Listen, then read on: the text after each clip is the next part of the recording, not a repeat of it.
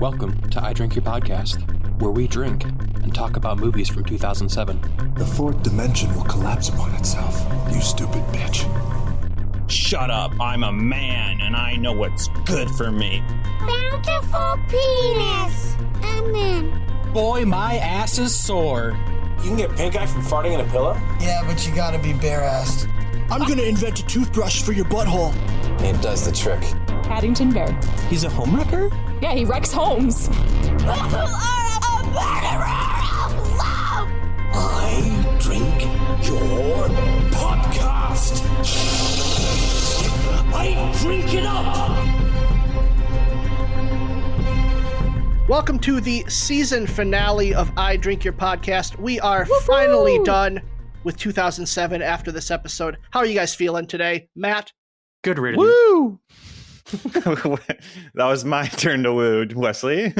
Yeah, I just jumped in because I felt like it. Feeling good, though. Good. Emily? Relieved as fuck. Yeah. Oh my gosh. I mean, there are definitely some things that I really wanted to get to, but at this point, I'm so ready to move on. Yeah, definitely. And move on we will. Wesley? Yeah, Yeah. Oh. Yeah, he's here. I am also here. Woo! Nice try, Matt. I tried. I'm excited to move on and see some better CGI. Well, before we can move on, we got to kind of wrap up what we just saw in these 70-some episodes that we did of all 2007 movies. We did 77 2007 movies. That was on That purpose. that was completely unplanned. That's amazing. I know. Whoa. And one of those was Frank. We planned on doing a lot more, folks. So that's why we put Frank in there. But there were some movies that we weren't able to get to in 2007 just because of, getting sick of the year and life happening. So we decided to base our drinks today around a movie that we did not get to see. So Wesley, we rolled die before we started the episode and you rolled first. So which movie do you wish we would have gotten to from 2007? I wish that we had watched Sydney White. Yes! Because Yes! I know how much Ben loves Amanda Bynes. I do. And it's just a great retelling of Snow White. Mm. And it's got some of my favorite nerd actors. Mm-hmm. That really tall guy. Yeah, the one God, from he's good. Accepted. Yeah, he's like really tall. Yeah. And Sam Levine. Mm. Is he really in Sydney White? Yeah. Mm-hmm. Nice. I did not base my drink off of Sydney White because I couldn't think of anything. Not even just like apple juice? Come on, Wesley. I'm not that lazy either. So what I did is I have 2 tea bags of Paris blend tea. So Okay. I'm drinking 2 tea bags in Paris Nice. instead of 2 nights in In Paris. honor of 2 days in Paris. Yep. 2 days in Paris, yeah. I was rolled next, and the movie that I chose that I wish we would have covered is The Diving Bell and the Butterfly. One thing that I think I learned from this 2007 kind of season was how much good foreign movies I've missed. And Diving Bell and the Butterfly is one that I've seen before, but it's always stuck with me. And it's a story of this man who has a stroke and then is stuck in this paralyzed body for the rest of his life. And what is really fascinating about the way they do it is that they shoot the movie in a POV from the paralyzed person's point of view. So you actually feel like you are paralyzed with him because people are moving in and out of frame, but the camera's completely stationary. It's a very claustrophobic movie, but it's so good. And I wish we would have gotten to it. But in honor of it, I'm just drinking some nice French wine this morning. Very nice. And that's a true story, isn't it? It is based on a true story, yeah. French wine from a straw where you don't move your arms. Oh, God. Not quite that on Matt. brand. Okay. Oh.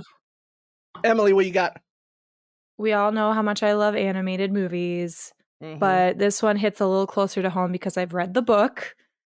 Surprise, surprise. Nerd. I really wanted to get to Persepolis, and I've read her graphic novel, and it is just beautifully written and beautifully illustrated, and the fact that the animation is basically the same as the drawings in the graphic novel is just really fun for me.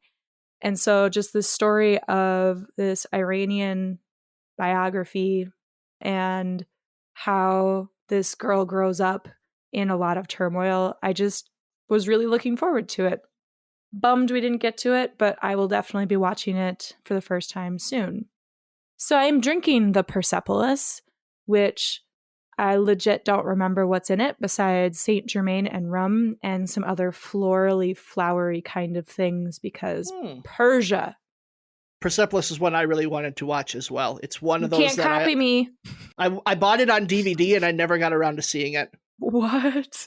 Yeah. You have never seen it? Nope. I've seen it. It's really good. Matt, I haven't seen it. which one? Look, hang on.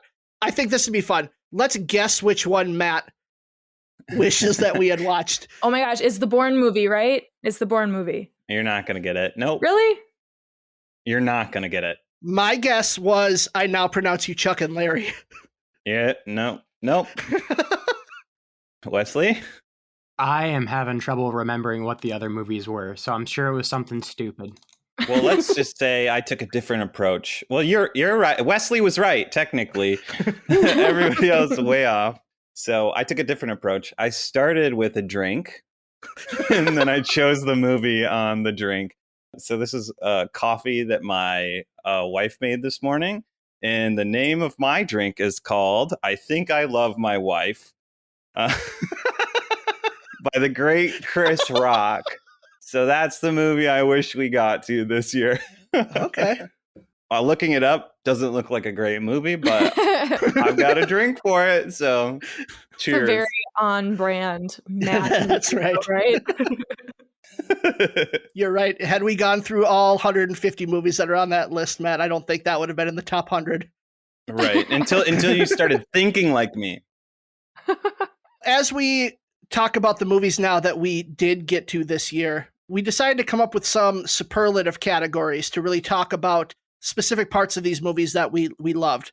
So we're going to go through 11 categories, and we have nominations for each of these categories, and we're not going to pick a winner or anything.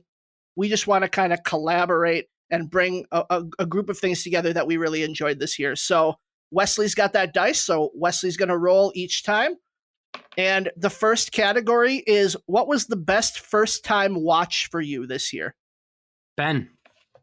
No wrong answers. There are no wrong answers in any of these, which is awesome. But my answer is Shoot 'em Up. Nice. Oh, I forgot you hadn't seen that before. I really enjoyed that movie. I loved how crazy off the wall it was. It was the perfect cleanser after a series of bad movies that we did. And it was a really fun time, and I really enjoyed seeing that one. It's a short list for you too, isn't it? Yeah, there weren't many to choose from. There were I had it narrowed down to about 4 or 5 that ones that I enjoyed that I'd never seen. Yeah. Isn't it? Isn't it? Isn't it? All right, well, it's me. And my pick is The Host. Yes. Which, yeah, was just so good. I actually ended up watching it again right away. So That's it Bong was Joon-ho, right? Yeah. That was the monster in the ocean that eats people, and yeah, it was good. So it's good. It was my favorite first and second watch. Ooh. Next up is Emily. I had more than one because obviously I had a lot of really favorite That's best true. first time watches because I hadn't seen any of them. So The Host was definitely on my list. Sunshine, Into the Wild, and Eastern Promises. I had more. I had tons of them that I'd never seen before, but just because I have others in my top 5 that I had never seen before, I went with those 4 because Okay. I'm not going to give away too much, I guess. Yep. Don't. That was perfect. Matt. I chose Hairspray. Hairspray. Yeah, I don't know. I liked Hairspray. It was a lot of fun. It was one of those movies you could throw on again and again, it feels like. And it kind of surprised me in terms of how fun it was. So I chose Hairspray. And then obviously I missed quite a few of these. So I didn't get Yeah. to watch a lot of them for the first time. So Hairspray's a good pick, though. Yeah. No. Well, okay, Wesley disagrees, but let's move on now to the best opening scene from a movie. It's Ben first again. I had a long list for this one because I thought there were a lot of movies that started really strong, but I ended up landing on Superbad because I feel like that movie does such a good job of throwing you into its universe right away with the introduction of Seth and Evan, and just you're put into their relationship right away, just in the way that they're talking to each other. So that was the best opening scene for me. I almost picked that as well, but not for that first phone conversation, but for the actual like dancing silhouettes. Oh, okay. Because I think that also does the same thing where it's like, oh, these guys are kind of goofy, and yeah. Mm-hmm. Anyway, I rolled myself again second, so there's something going on with my die. But I picked Hot Rod. To nobody's surprise, I am a huge Hot Rod fan and tried my best not to put it in every single category. But Hot Rod's opening scene just introduces you immediately to how ridiculous these stunts are, how slapstick it's going to be, and how out of left field it's going to hit you over and over again. Absolutely. All right, and Matt, finally a different order. I chose No Country for Old Men. Yeah. Oh, yeah. Because I like the Southwest. You know, I got to live there. It's beautiful country. And then you just have just a wonderful voiceover from Tommy Lee Jones. So just like, you know, you get right into it and then you're like, uh-oh, what's going to happen? And it's a great movie. So I chose No Country for Old Men. There were quite a few great opening scenes that I loved. I think, though, I'm going to have to go with Darjeeling Limited. Just with how much I love the cinematography of Wes Anderson films, and I had no expectations of what was happening in that movie. I also have like a strong liking to Juno. When you were talking about Superbad, Ben, Juno's opening scene I think is also really wonderful, especially with the credits in the beginning. Yep. There were a lot of good ones. Like there was really no, I mean, what's the worst? I'm trying to think of what's the movie that starts the worst. I found some. Oh, yeah? Oh, yeah. Just any of our bad movies. Like, literally Alvin any and the of Chipmunks? Chipmunks was in my mind. That's so bad. We started with opening scenes. We're moving to the ending scene. Which movie has the best ending? Matt. Okay, I chose the obvious answer, I think, with There Will Be Blood. You know, it completes the title. It's just a fun monologue. You got I Drink Your Milkshake in there, Paul Dano, Daniel Day-Lewis, just a fantastic scene. So, and who doesn't like bowling alleys? Especially when you're beaten to a pulp. Yeah. What a great place to die. It's a great pick, Matt. Great pick. Next is Ben. Okay, I went with 3:10 to Yuma, which is really the ending scene for me is like the last 20 minutes of the movie, where it's the huge action set piece of him getting delivered to the train and all that stuff that's happening. I also think the very end where the son chooses to, shoot Ben Wade, I just think it's very thematically on brand with the rest of the movie and is a great wrap up to that one. Did it end at 3:10? I haven't seen the movie. I don't think it was 3 hours and 10 minutes, no. And I don't think it was 3:10. No, because the train was late. Yeah. I don't think it got there until 3:30. All right, next up is Emily. I also chose There Will Be Blood, even though I didn't really love the movie. The ending was incredibly impactful, and I didn't think the way that Ben did in terms of 20 to 30 minutes is the ending of a movie. I was just thinking like one particular scene. And I know 3:10 to Yuma is a little bit different because it's like one space where that scene is taking place. But I agree with Matt. There Will Be Blood has such an intenseness that comes to fruition right at the end, especially with Eli and Daniel just screaming at each other, except Daniel's not really screaming. He's just in a manic state. And then he fucking kills him. And he's just the statement of I'm finished when his butler comes downstairs. Oh my God. Wonderful. So I did like a lot of endings to movies, but I was trying to think of just a scene. So that one I think is the best for me. How about you, Wes? Oh, mine's great. I picked The Mist. You son of a bitch. Nothing says this movie is over than murder suicide. A failed murder suicide. Oh, yeah. I just remember watching that and my jaw just dropping and laughing about like, oh my god, this is really how this terrible movie's gonna end. Okay. So good. Good picks, everyone. I wish someone would have brought up Gone Baby Gone, because I think that's the best like last 10 seconds of a movie.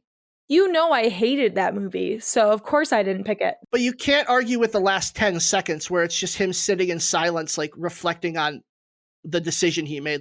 If you're limiting it to just that, like it's a very powerful, like leaving the theater moment. Yes, I would agree with that statement. You know what the worst movie ending was? Go ahead. Alvin and the Chipmunks. Sunshine or Sunshine? Sunshine's a pretty good answer. Yeah. Wow. Oh. Okay. I don't know if I agree with that one. Okay. I guess there's no All wrong right. answers except for that one. I didn't like the horror twist to Sunshine, but Whatever. We're moving on to good things still. You're staying positive. Kind of. This next one is something that we say a lot on this podcast, which is, hey, that took me right out of it. So what is your took you right out of it moment of the year? Matt. this is going to be a outside the box answer, I believe. But We'd expect nothing less from you. on Wild Hogs, Yes. I hated, and it took me right out of it, the horny deputy.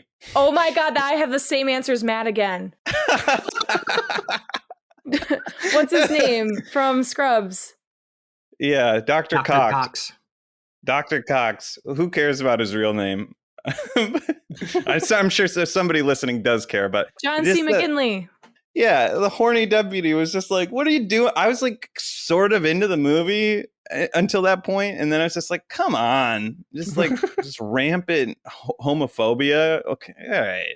I was going through my notes for all these movies to try to figure out where I had picked mine. And so many of my notes start with so ... and then it's something like took me right out of it.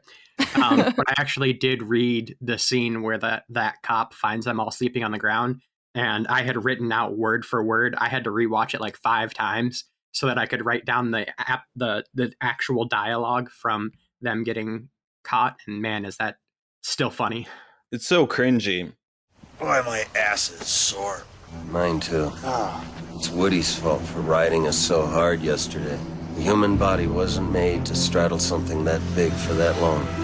Well, you know, it's gonna hurt a little bit, and that's all part of the experience. That's why we didn't bring our wives. What the hell? Somebody want to explain to me why I'm the one in the dirt?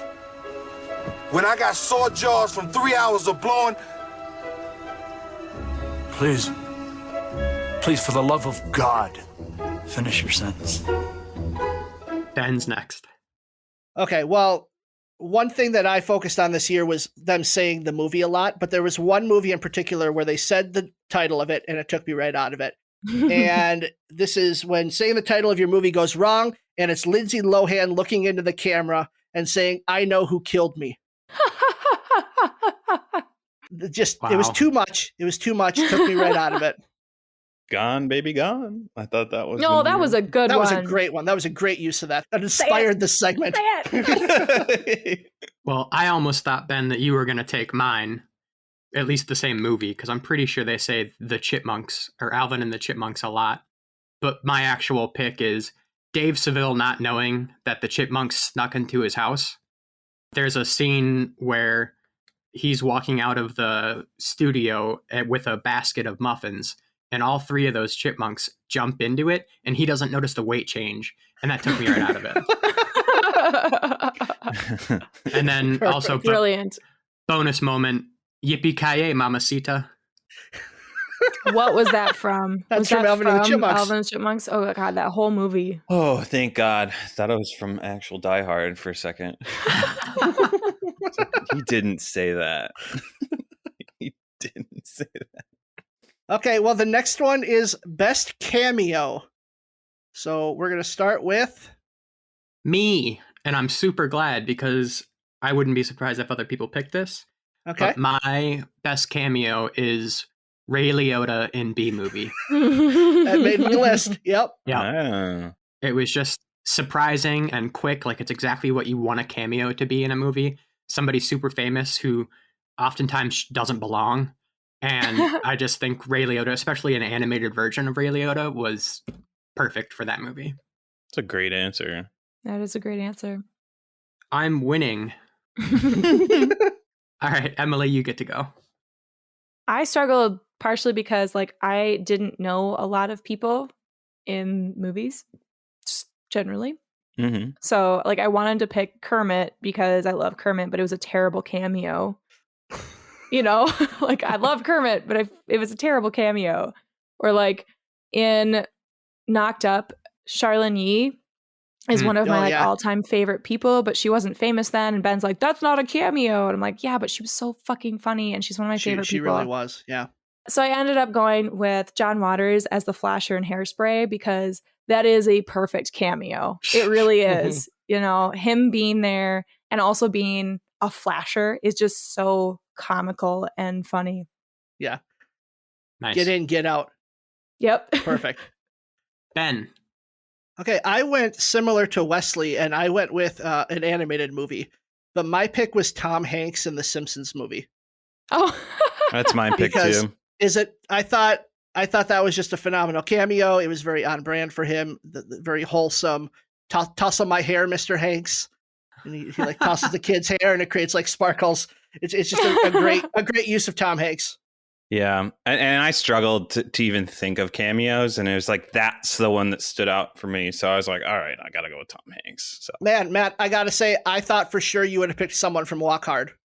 Yeah, I mean, I couldn't even I was just thinking of the songs, and it's been a little bit of time since I've seen it even. So like all of the cameos in that, I couldn't recall any of them. And yeah, you know, the one in The Simpsons like actually stands out to me, you know. You could say Green Day as well, but like I don't think that's a good cameo, you know? So what? Okay. I had Jack White in Walk Hard when he was Elvis Presley. I liked the four Beatles. I didn't think what they did with them was good, but I thought them for playing the Beatles was really funny. Yeah. Walk Hard just has so many cameos of famous people. Right. And they sort of like work together as opposed to like one being a standout, you know? Yep. What a great movie. Okay, we'll get to that. Let's hold on. God. Next one is, what is the best action set piece or stunt that we saw this year? Mr. Matt. I wrote everything from Sunshine, specifically the exterior of the ship. Just a fucking awesome set piece. I don't know if it was green screen. It was probably green screen. They weren't in space, right? But I loved it. So I wrote Sunshine just because it's like the first half of that movie. I absolutely love being in that world. As you guys know, I talk about my space TV show all the fucking time. So I'm a sucker for space movies. It's like being on a raft out in the middle of nowhere. So, but in space. Mm-hmm. And especially in that movie with those gold spacesuits. Oh. Now, That's Matt, right. An action set piece does not mean an actual piece of the set. Oh dear. An action set piece is really just like an action scene, like it's the setup for an action scene. Well, I changed my answer to crashing the car into the helicopter then. Oh, shit. Yeah, good choice. Good choice. Yep. I changed my answer to you had that. that like ready to go. I love it. Yeah. Die Hard. What a ridiculous movie. Computers are magic. What's more ridiculous, Sunshine or Die Hard? Definitely Die Hard. Die Hard for Die sure. Hard. Nah. We don't even have the technology for Sunshine, and Die Hard is more unrealistic. You don't have the steady enough hands to complete such a surgery. All right, Emily. I really struggled to just pick one. So if I'll do some honorable mentions if they don't get brought up later, but Stardust with the Septimus sword fight at the end with Mark Strong getting just dragged around and thrown around Oh, I forgot about Just that. so great one. fucking good. It like I honestly forgot about it until I was going, okay, well, what did I actually love about Stardust? And I went, fuck, that scene is so well done. It's just perfect. That's a great pick. It really is. Me. Okay. Well, I wrote down 2 because I thought one of them would go. So I'll just pick Grindhouse, and specifically Death Proof, where I should have written down Zoe her name. Bell. Yeah, Zoe Bell is riding on the hood of the car. Like I was just, it's so cool, so cool. Yeah, that was definitely one that was on Emily's list. That's why Yes, she had it Zoe was. Bell ready. Yeah, Perfect. Yep. Thank you, Emily. Yeah, so that's mine. it's a good pick. I had really 3 that I was really struggling between, but I ended up landing on the wizard duel between Voldemort and Dumbledore in Harry Potter 5. Okay. Because I think that that is what I wish the fight would have been between Harry and Voldemort, but we got it 3 movies too early.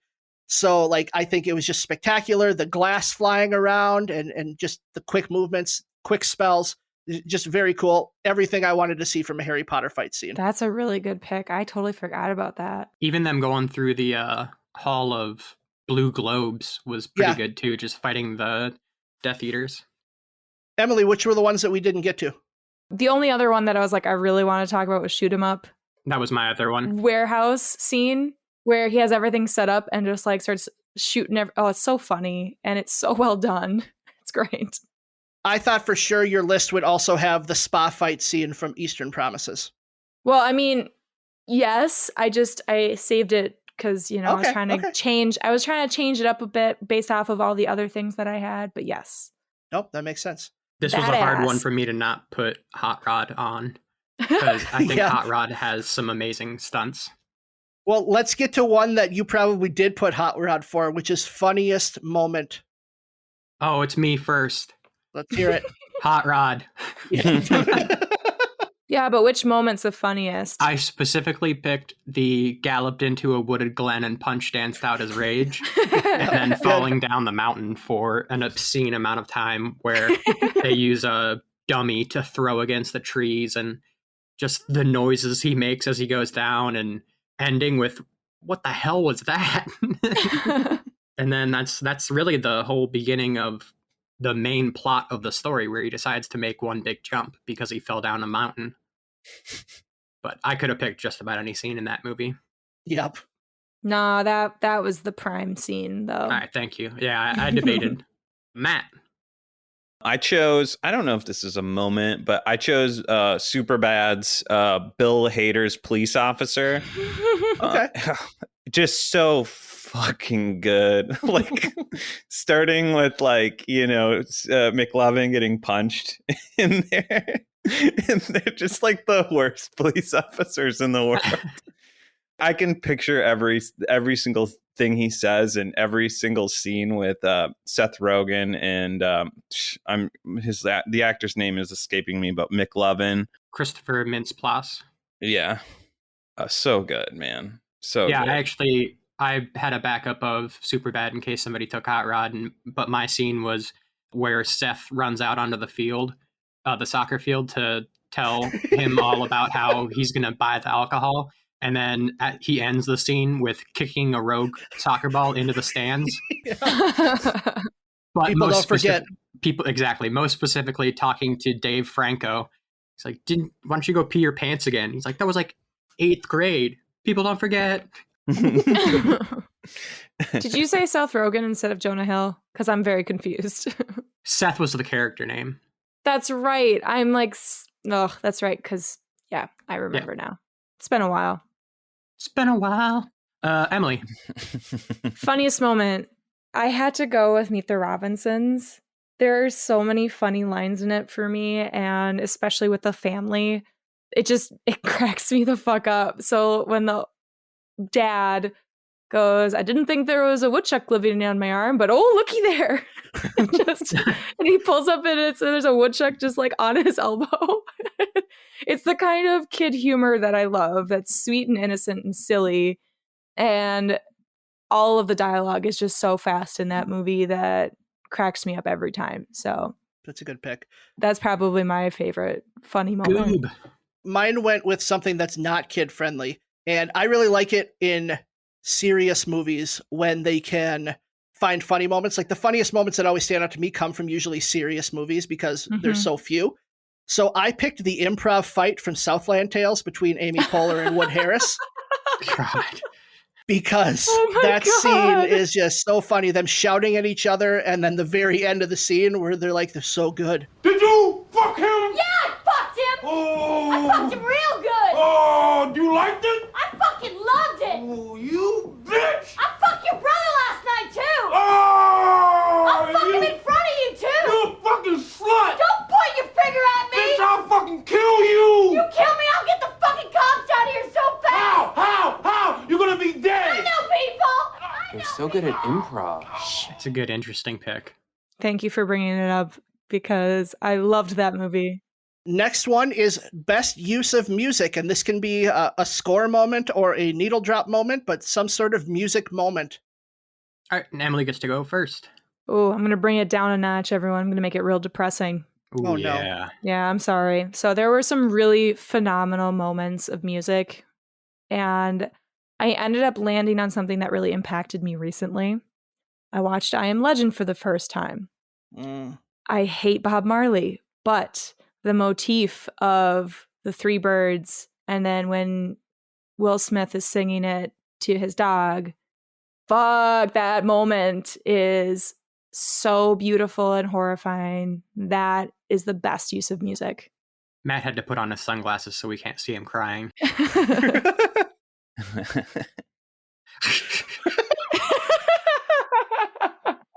Matt, it's your turn. Yeah, so I chose Walk Hard. Great original soundtrack, but specifically, I love the song Royal Jelly, which is the they're skewering who is it? It's the Bob Dylan, I think. Oh, okay. The Bob Dylan song, yeah. Yeah, where he's just bobbling his head and he's like, so, Mailboxes drip like lampposts in the twisted birth canal of the Colosseum. Rim job fairy teapots mask the temper tantrum. Oh, say, can you see 'em? Stuffed cabbage is the darling of the laundromat, and the sorority mascot sat with the lumberjack. yeah, that entire score is so good and it's just a lot of fun. So I chose Walk Hard. One of my favorite movies from this year. Boo. But obviously not for everybody. It is me. I don't know if I could really narrow it down to one, but my pick is Juno. And I guess more specifically, Kimya Dawson. Yeah. I don't know what came first, my love of Kimya Dawson's music or the movie. And like, they're just so tied together in my mind that Moldy Peaches, her, Kimya Dawson and Adam Green, I don't know, like that was just 2007 for me. That was the kind of music that I was really into at that time. And that whole soundtrack is just incredible. Actually, you know what? I can narrow it down to one song. The end, when they're playing the duet together. Mm-hmm. Yeah. I think that's a perfect moment to end that movie. There's a lot of good answers for this one. There's a lot that we're not even going to get to. But mine is the figure skating scene to Aerosmith and Blades of Glory. Yes, I almost picked that. I love that song. I love what they did with it. It's just a very peaky song where it climaxes in a really good point, and I think they did a good job of having a climax to their figure skating routine also to match the song. So it was just a very standout moment in an otherwise forgetful movie for me. Right. Let's jump to most memorable twist. What was the twist that got us this year? Oh, good. I get to go first. I had to figure out where to put this movie specifically, and this is where I got it. Heartbreak Kid. Oh no. And my twist is the post-credit scene. Oh no, that's right. Where, in case anybody doesn't remember, and how could you forget, Malin Ackerman ends up finally getting the satisfaction she wants as she screams from her hotel room, and then the camera pans across the hotel room from Malin passed out in bed to a donkey smoking a cigarette. Oh, fuck you. I totally forgot about that. What a twist. Very Fuck memorable you. until Matt forgot it, but now he's never going to forget it. People don't Blacked that forget. movie out. Ugh. All right, next up is Ben. I went with a twist that I really liked and one that I was not expecting, and it comes from the movie The Game Plan, where we find out that the little girl, her mom is actually dead, and that's why she showed up on the doorstep of the Rock. So that was a very memorable twist for me, and I thought it worked really good in the movie. Matt, did I steal yours? The same one again, baby. Yeah. Well, then, Matt, anything to add? Yeah, that mom is dead. Oh, God. Oh, my God. Wow. Dwayne The Rock Johnson has to take Peyton. Yeah. And for the listening audience, Matt had to take off his glasses to show his excitement since he's done crying now because the mom is dead. Wow. Who else will match with Matt? Okay, Emily, what do you got? Kind of went the same route as Wesley when it came to most memorable. Wasn't a good memorable twist. Mm-hmm. Really, for me, is I will never forget that I Know Who Killed Me is actually a sequel to The Parent Trap. Yes. Like, fuck what me. a twist. What a twist. I will never forget that. And I'm hating myself for that. There were actually some good twists in other movies. That one, I just can't fucking forget it ever. It's definitely memorable. My goodness. Okay, well, we here at IDYP really enjoy acting, but anyone can talk about really good acting from an adult. Let's talk about the best acting by a child, animal, or inanimate object from 2007.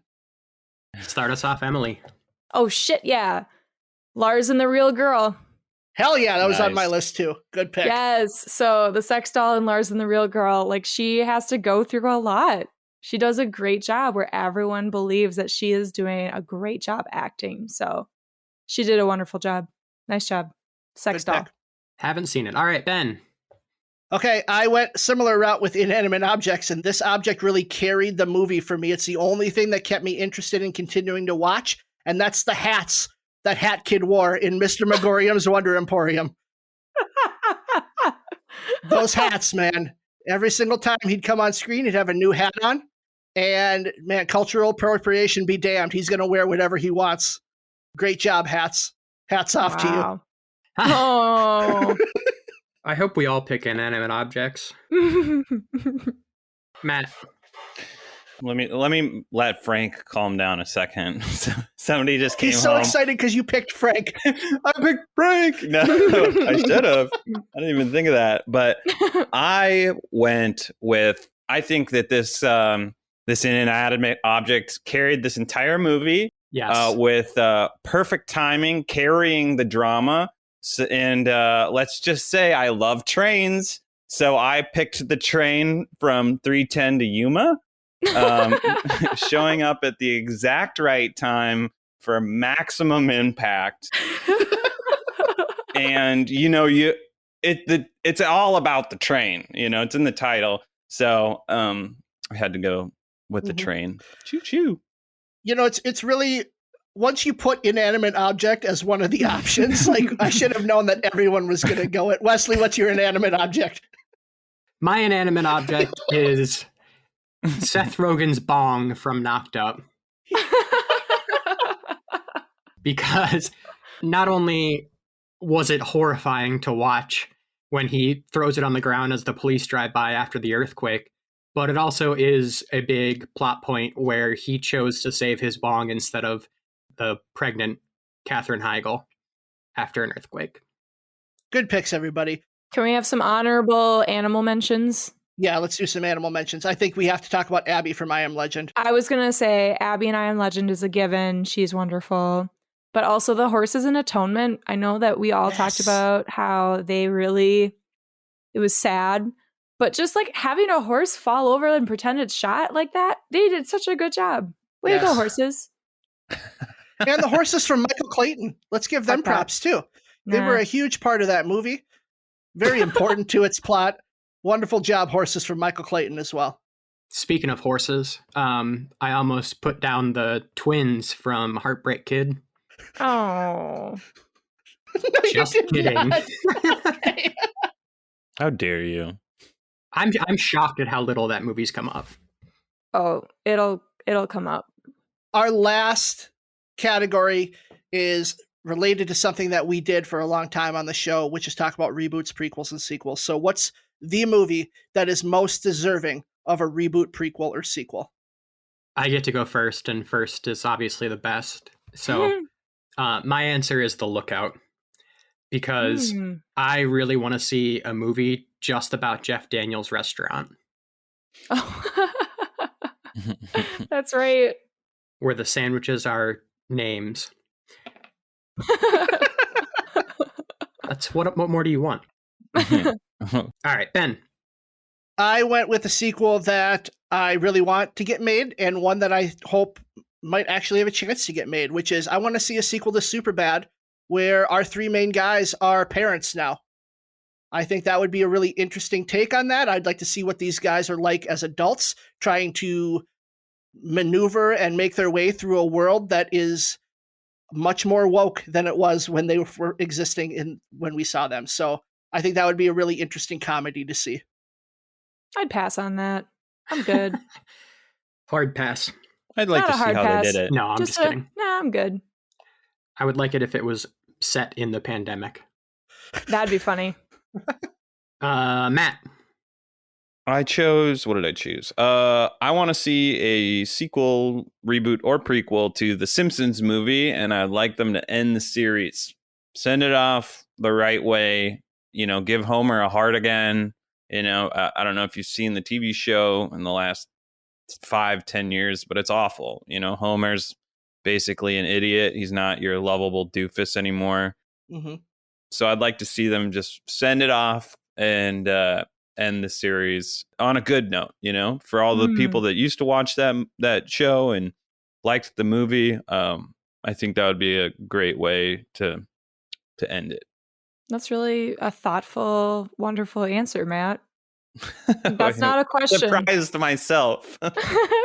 So what's a way to make a definitive ending to The Simpsons, though? Like, do you have to kill off a main character? I don't think so, unless it's Mr. Burns, maybe. Okay.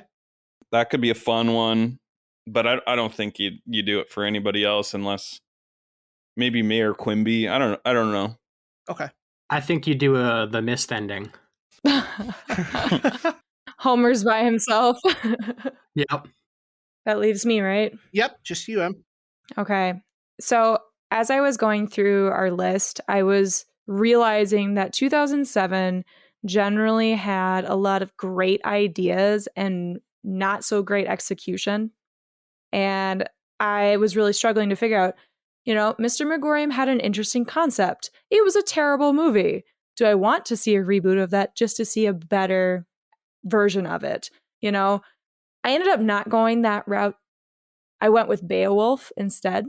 Like, I know that a lot of people found problems with it, but there was still like fundamentally good stuff in it. Like, we had some good fight scenes. I know the animation was like weird, but I think because Beowulf has impacted so many people, even though it itself is such a small and short poem, I think that it could be interpreted in a way where it could be an excellent reboot. Mm-hmm. So there's a lot of flexibility for interesting stories. There's a lot of possibility now with better CGI, but also better decision making of what that would look like. I don't know. Still the best 3D movie I've ever seen.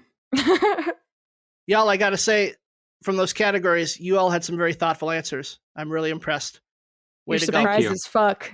I'm surprised by some of the answers, yeah. Not by surprised by how well you guys did, but I'm surprised how many times I matched. you guys pulled some really deep cuts, and I really appreciate the depth that you looked into these movies we went over.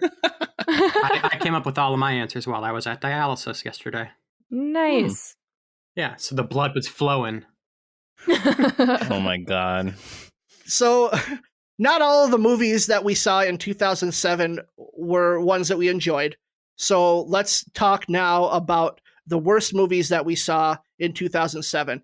And we're going to just start with Emily. So we're going to do bottom three. Give us your third worst movie from 2007. Third worst, August Rush. Again, really interesting concept and idea, very poorly executed to the point where I was so disappointed in the movie. I hated every second of it. Like I couldn't understand why it was so garbage when it had an interesting idea. Damn. Take that, August. That's fair. Wesley, we're going to you. Third worst. Chipmunks. Chipmunks. Okay. Just garbage. Just garbage. The chipmunk voices, there's specifically a scene where they're recording and they have chipmunk voices auto-tuned, and I think I wrote down something to the effect of the chipmunk voices auto-tuned is my new biggest phobia. It's just awful. Nice. Matt, how about you? Third worst. I've got Good Luck Chuck down. Okay. And yeah, I think it's very fitting that, you know, it's one of Dane Cook's only movies. Sort of sets the tone for his movie career, but yeah, I just didn't like it. You're not alone. Can't argue with any of these picks right now. Yep. My third worst movie is one that I had high hopes for because of the second movie in the trilogy, and this is Pirates 3. Which I feel is a very disappointing ending to that trilogy, and because of that, it landed in my bottom. I just did not enjoy a lot of what they offered to me. I thought it meandered for 2/3 of its runtime, and just not something I ever want to even watch or think about again. But what about that kid singing the song at the beginning? Nope. Great acting. Emily, your number 2 worst movie. Number 2 worst movie. There it is. Heartbreak Kid. Heartbreak Kid. Whoa, not number 1.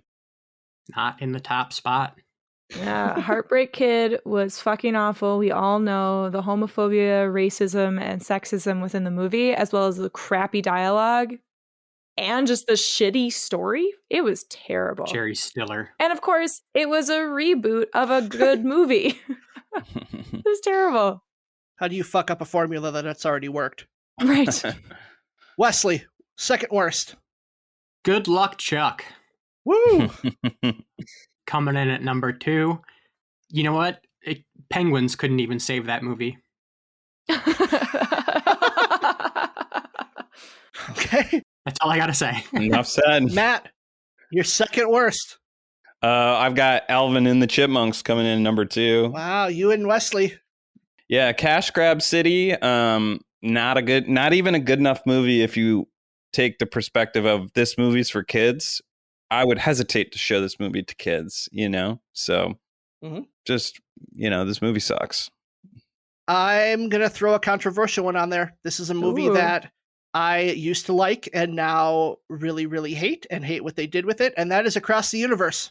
I think that there's a good idea, a kernel of an idea in that, and the execution is just not good. The music. Stealing my words. That's awesome. Yeah, the music just doesn't work for me in some parts, and the performances are not great. So, and I hate the Mr. Kite part of that movie. That's a 10 minutes that's very hard for me to watch. I hate that entire sequence with Bono as well. So I almost picked a couple of those songs for best stunt scene. Okay. Well, Wow. Let's get to our worst movie of 2007, Emily. Epic movie. Epic movie. I hate you so much for making me watch that.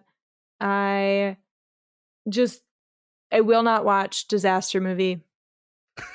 We'll see. I will not. Nope, it's not happening. The end. I just saw a thumbnail for another spoof movie that I've never seen called The Hangover Games. Yep.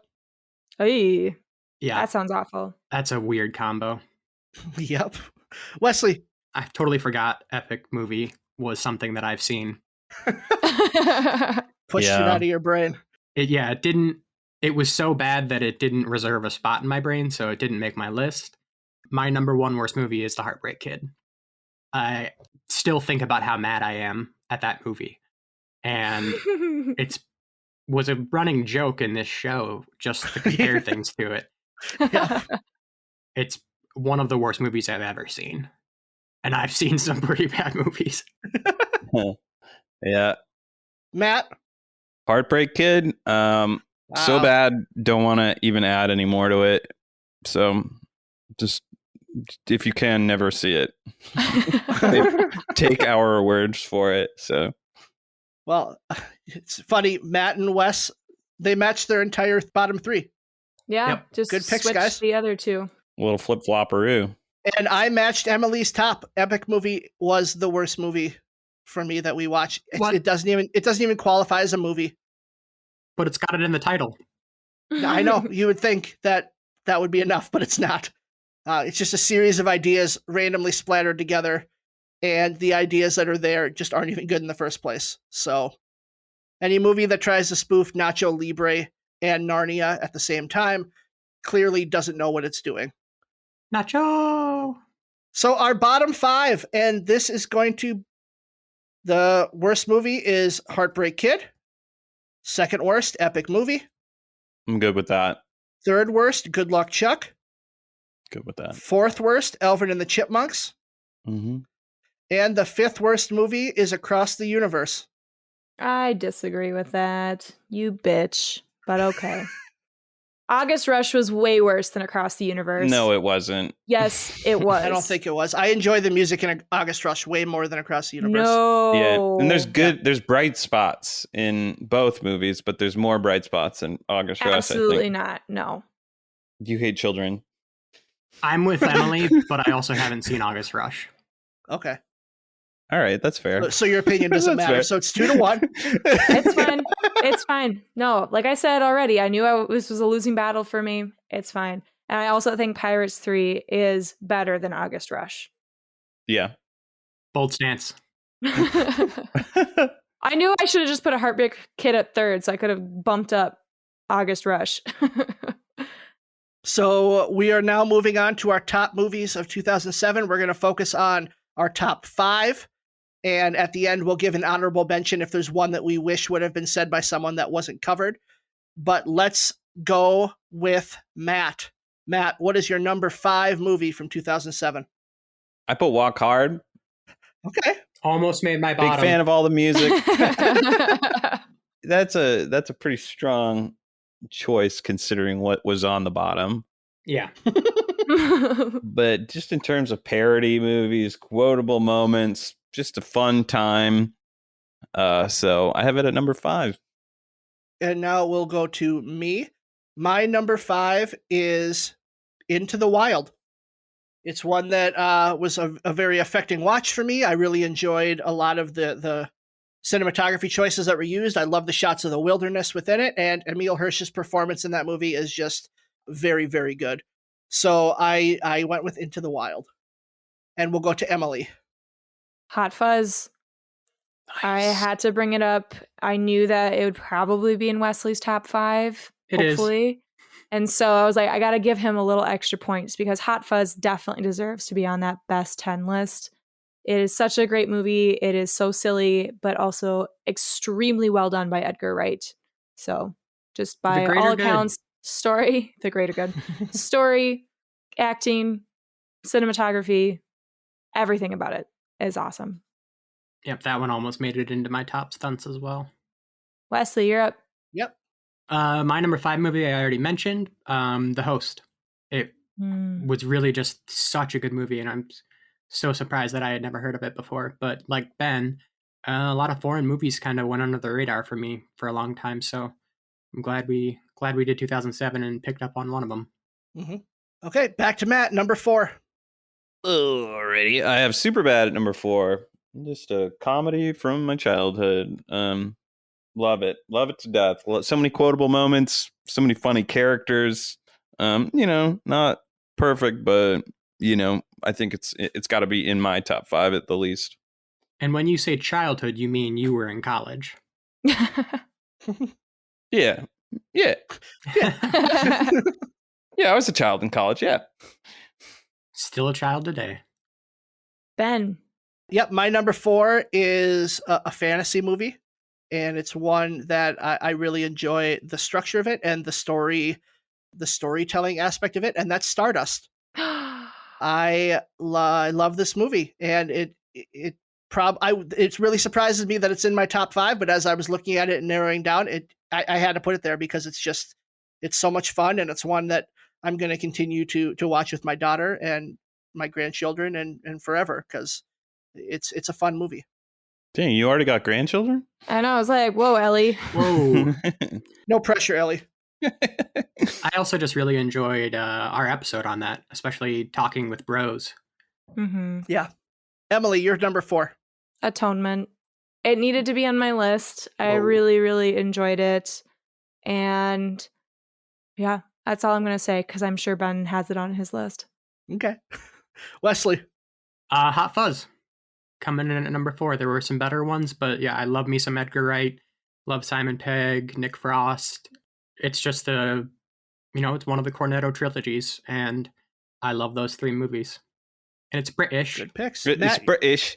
What did you? We're on 3. Yeah, you're number 3. Number Matt. 3. Hot Fuzz. Love it to death. Wesley, I'm kind of interested. You said it almost made it into your action set pieces. What part would that have been for you? Would it be at the end with like the miniatures all over? Do you want me to answer or just talk over me? Wow. Well, I'm done. I'm kidding. I atone to you, Matt. No, I was thinking about the scene where they're fighting in the town square, the gunfights, where all of a sudden everybody and their mothers has a gun. Just the setup and payoff of that. Yeah, absolutely. It was on my short list for that as well, Wes. Yeah. Cool. Great pick, Matt. Thanks. You too. Ben. My number 3 is I went with the Oscar winner for that year, No Country for Old Men. Ugh. I really enjoyed the textual layers of that movie. I enjoy one thing I really enjoy also in movies is, like I said, landscape shots and kind of the meditation on nature.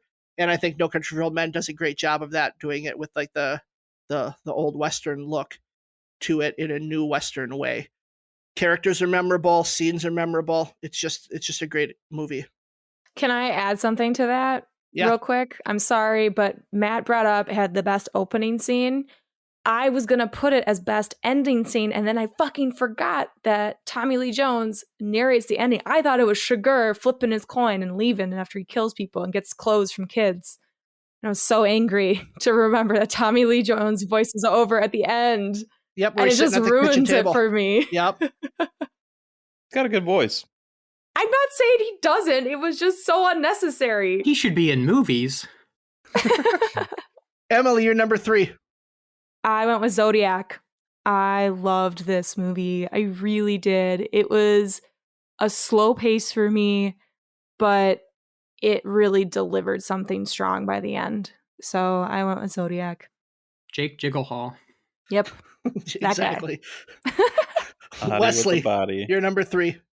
Superbad. Like Matt already said, just extremely quotable.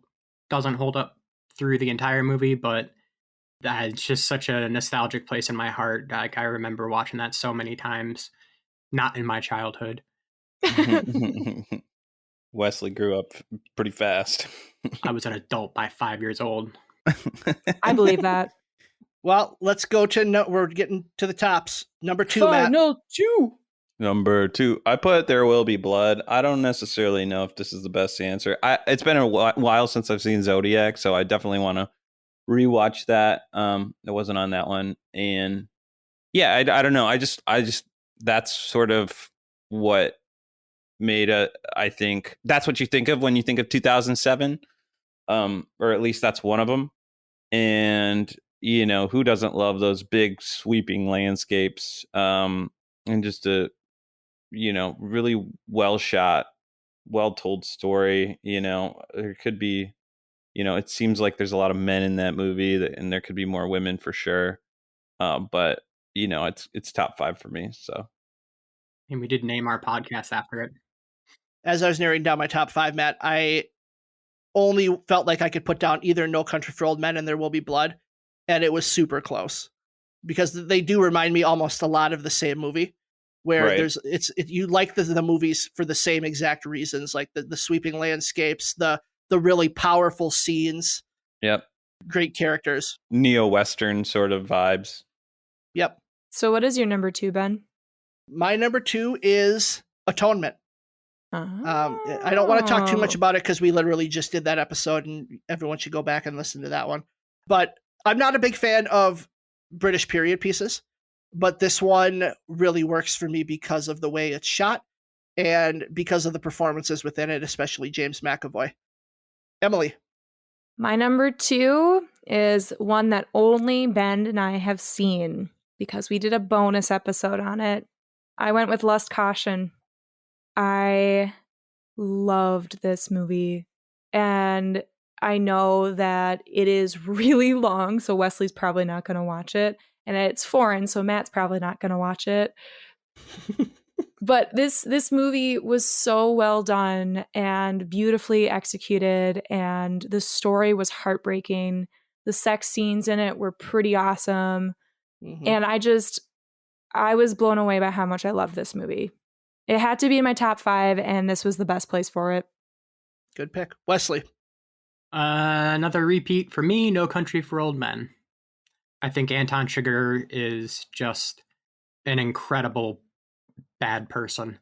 Like that he's often comes up on lists of like who's the worst villain or like the scariest villain of any movie. And that's a tough list to crack. So the fact that he's on there and a lot of people agree with how horrifying that man is with his cattle air gun, whatever it's called, cattle killer, and for all the other reasons that have been said.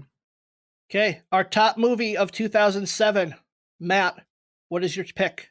I'm just chasing Wesley around here. I put No Country. You know, it's a pretty similar movie to There Will Be Blood. But like that's just a suspense ride where you can hold your breath and it's just you could feel it build and build and build. You know, I start to think of that motel scene with where they're hiding the stuff in the vent, and you know, I don't know. I love that movie. So top movie for me. It really makes me want to go back through and see some of these ones that you guys are talking about. Maybe turn the subtitles on for Lust Caution, see what the sex scenes are about. It's pretty great. Priorities. Yeah, maybe it pushes Walk Hard out for me. So I don't know. Well, Matt, I've got my top movie is one that I know you haven't seen because you weren't on this episode. And it's a foreign movie. Oh, no. It's The Host. And I think that this movie kind of came out of nowhere for me because I had no idea what to expect other than I'd seen Parasite and Snowpiercer from Bong Joon-ho. So I knew a little bit about his directing style. But this movie just has so many layers to it, and it's so interesting. And the shots that are chosen, go back and listen to our The Host episode because we get real nerdy when it comes to movies in that one. Like we get in depth with how that movie's made, and it's truly great. And it's my top movie of 2007. Emily. Going back to what I said before, how 2007 had a lot of really incredible and imaginative ideas in their movies and just not so great execution on them. There was one movie that I think had a truly phenomenal idea and then had a brilliant execution with it as well. And I'm going with Ratatouille. It is my number 1 pick. I was trying to think, like, is there any movie that doesn't have flaws? And for me, I know that you all nitpick and come up with things that are flawed with it, but I think Ratatouille has excellent animation, cinematography. It has wonderful voice acting. It has really funny and dramatic moments. It's extremely creative with how the whole thing is put together. So it's Ratatouille. I think that's the first family-friendly movie, too, that we put in the top 5, right? Stardust. Wesley, last top movie of 2007. What do you got? So anybody want to take a guess? Yeah, I know what it is. It's Hot Rod. Surprising everybody. My top spot went to the movie that I've seen probably the second most of any movie ever. The only one I've seen more than that is Hitchhiker's Guide to the Galaxy. Hot Rod is just so funny. I can't believe it didn't make anybody else's list. I understand that there were a lot of good movies, but had the joy of watching it for the first time with Emily. Emily got to see it for the first time while watching with us, I should say. And yeah, just that's such a fun movie to watch with people. It's good on its own too, but it's just so good from start to finish, and you can laugh the entire time about just how ridiculous it is. That's all I got to say about that. Oh my gosh, we did it! I can't really fault anyone's picks other than Walk Hard. Yeah, that's fair. Not hearing Hot Rod again, I'm like, oh man, that probably beats Walk Hard for sure. For sure. Well, our top 10 then, as we round up the points, is No Country for Old Men, Hot Fuzz, The Host, Atonement, Superbad, Ratatouille, Hot Rod, There Will Be Blood, Lust Caution, and Zodiac. That's a pretty good top 10 list. In that order? In that order, yep. From first one is No Country? Yep. Damn it. But second one's Hot Fuzz. That's right. Yeah, that's surprising. Fuck yeah. It's not surprising to me. 3 people had it on their list, and it was my honorable mention, so... Yeah, you guys got me basic bitching it out and pushing all the the headliners up to the top. My honorable mention was Knocked Up. I just had to pick between Superbad and Knocked Up for me because they're both kind of that same. Well, obviously they're very similar movies with some similar cast. Mm-hmm. I had quite a few honorable mentions, but they were already picked. But the one that was not talked about at all throughout this podcast episode was Once. Once was a spectacular movie. I know that Wesley hates it, but I almost chose that for musical moment, best musical moment, just because it literally has some of the best music in all of these 2007 movies that we watched. Mm-hmm. I have a question for you guys. So like with documentaries, like is there any kind of documentary that could beat a narrative film? Because King of Kong was good, but like I can't think of a single documentary in any year that would push top 5. I was just wondering what y'all would think about that. I think 3 Identical Strangers would definitely make a list of mine. You nailed it, Wesley. That was the one I was going to bring up too, because that, and I think we've talked about this before, but that has kind of a narrative structure to the way it tells its story, where there's like a first act plot twist, a second act plot twist. It feels very much like a movie, even though it's a true story. Yeah. That is one that if we make it there, we will end up doing at some point on this podcast. Woo! Okay. I have one more honorable mention, and I don't think we mentioned it at all throughout this podcast today, and that's Assassination of Jesse James. Yeah. Which I really enjoyed. It was just a little too long for me to put it in my top 5. Especially the name. There's a lot of things in that movie that I really enjoyed. I almost put Stardust in my top ones. I struggled trying to narrow it down. It was so hard, Ben. It was so hard to narrow things down. Kill your babies. Bold stance. So 2007, good year for movies? I want to say yeah. I want to say yeah, because we chose to do it for 77 episodes. It's hard though, because you're taking such a critical eye to all the years that we haven't done that to any other year yet. So you don't know the crap that's in it. I think that you're comparing 2007 to movies, throughout, so I guess I got to say yeah, but I don't know. I agree with you, Matt. I would generally say that yes, 2007 had a lot of really fantastic movies.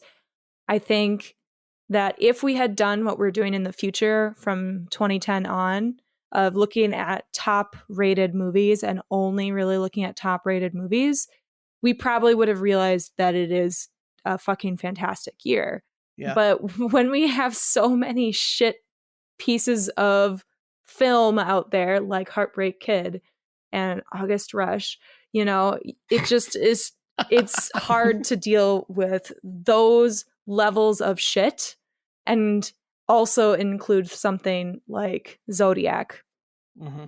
Yeah. I had a top 16 narrowed down for my top 5.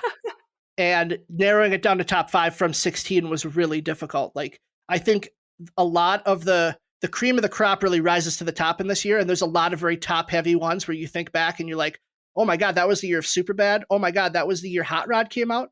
Like, there's a lot of movies like that where you're like, oh wow, that came out that year.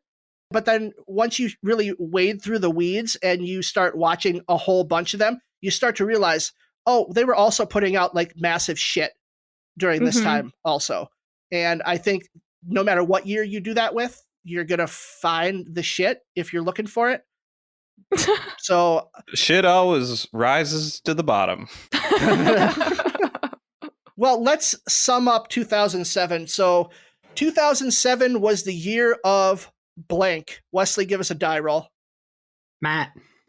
Well, it's I don't think it's any secret. My top 2 were No Country and There Will Be Blood. So I wrote, it's the year of the Westerns. Yep. Really good stuff. You know, you even got 3:10 to Yuma.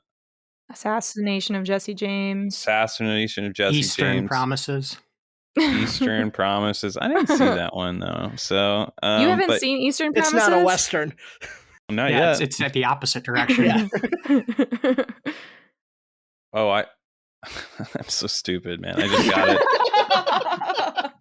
Yeah, I don't know. I like those Westerns, and you don't see them too often anymore. And then, you know, fingers crossed that Alec Baldwin movie doesn't ever come out.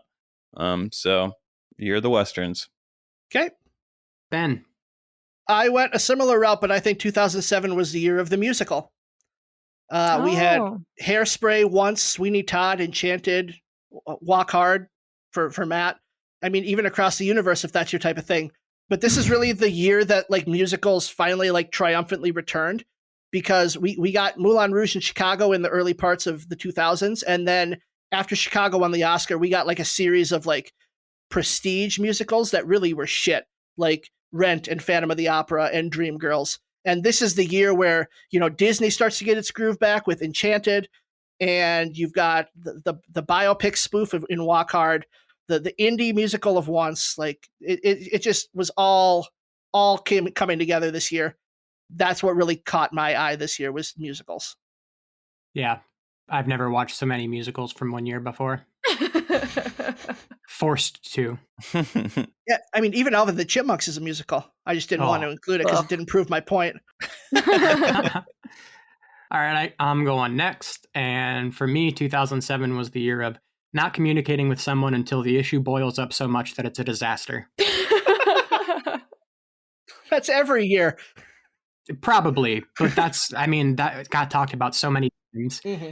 At least I brought it up a lot in all these movies where, you know, it's just there's no communication between partners, and then that's the whole plot point, is that they didn't talk, and no secret's going to come out.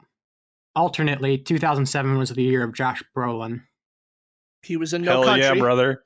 What else? American Gangster.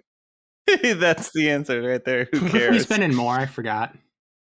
Well, that perfectly leads into mine, because this year, and I know every year, actors actually work during the year, but fuck, going through 2007, the actors showed up a lot in multiple movies. So I decided that 2007 is the year of he's back.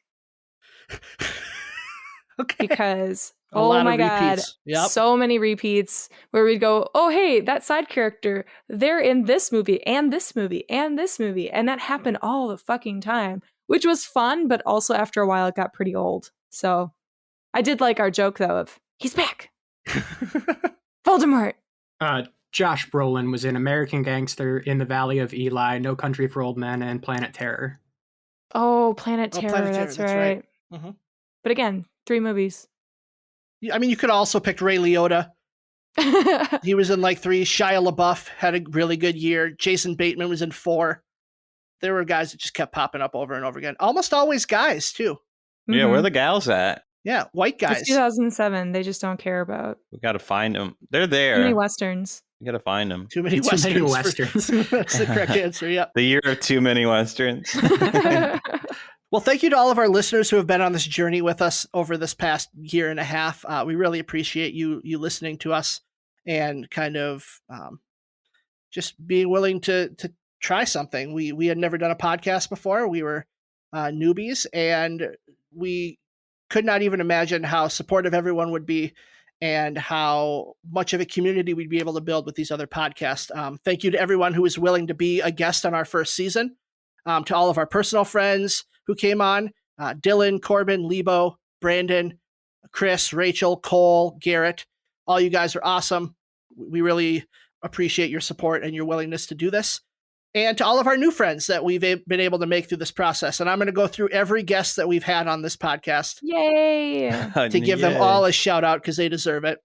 Connor from No Highway Option, Twitch streamer Johnny Now.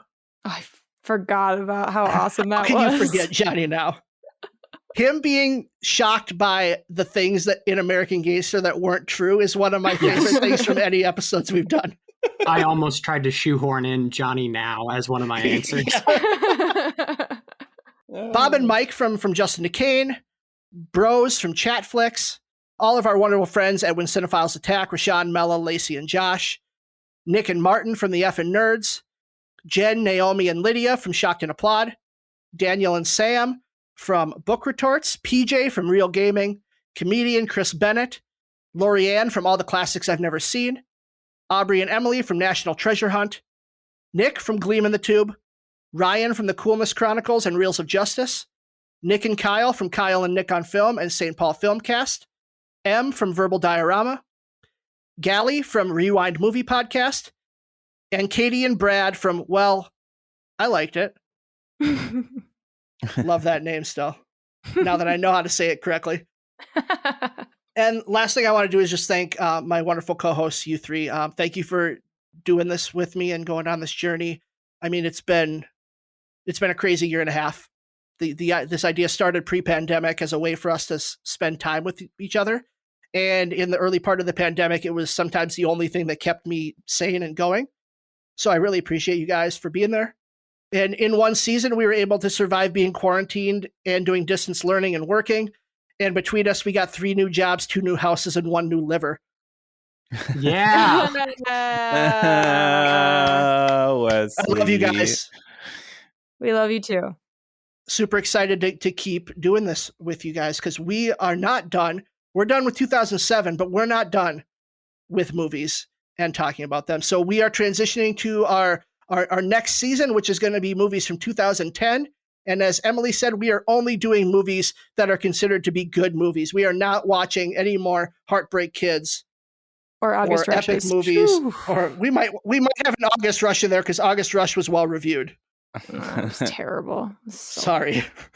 But yeah, and join myself and Emily and Wesley and Matt and Brandon and Dylan as we tackle 2010 movies. We're going to do a year in a year and keep going until we get sick of doing this. Never. So come along on this journey with us. We're gonna keep the same Twitter handle, so you can follow us on Twitter at IDYP_podcast or on Instagram at the same handle. Or you can email us at idrinkyourpodcast@gmail.com. But when we come back, the first movie from 2010 we're doing is a doozy. It's a big one.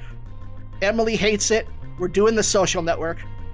Facebook, or should I say Meta. Can't wait for the Facebook or Social Network sequel. Thanks, y'all. You're the best. Thank you. Bye. Love you guys. Bye. Bye.